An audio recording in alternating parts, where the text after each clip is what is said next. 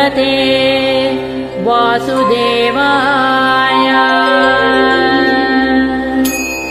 श्रीविष्णुसहस्रनामस्तोत्रम्।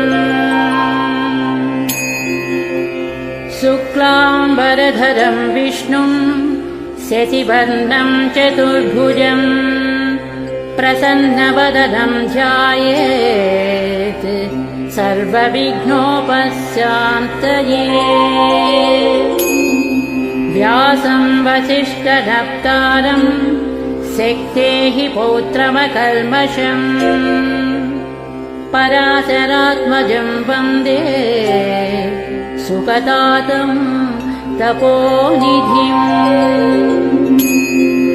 यस्य द्विरदभक्त्राद्याः पारिषद्याः परस्मृतं विघ्नं निघ्नन्ति सततं विश्वक्सेनं तमाश्रये। व्यासाय विष्णुरूपाय व्यासरूपाय विष्णवे नमो वै ब्रह्मनिधये वासिष्ठाय नमो नमः। अविकाराय शुद्धाय नित्याय परमात्मने सदैकरूपरूपाय विष्णवे सर्वजिष्णवे। यस्य स्मरणमात्रेण जन्म संसारबन्धनात् विमुच्यते नमस्तस्मै विष्णवे प्रभविष्णवे। ॐ नमो विष्णवे प्रभविष्णवे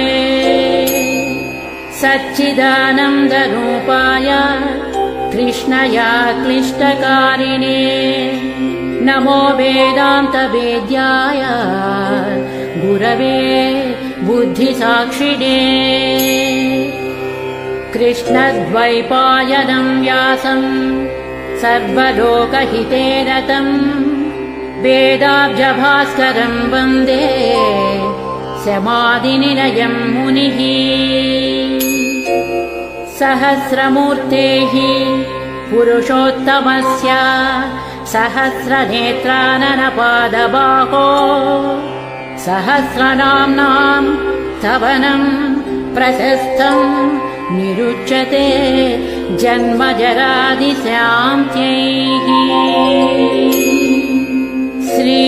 श्रीवैशम्पायन उवाच श्रुत्वा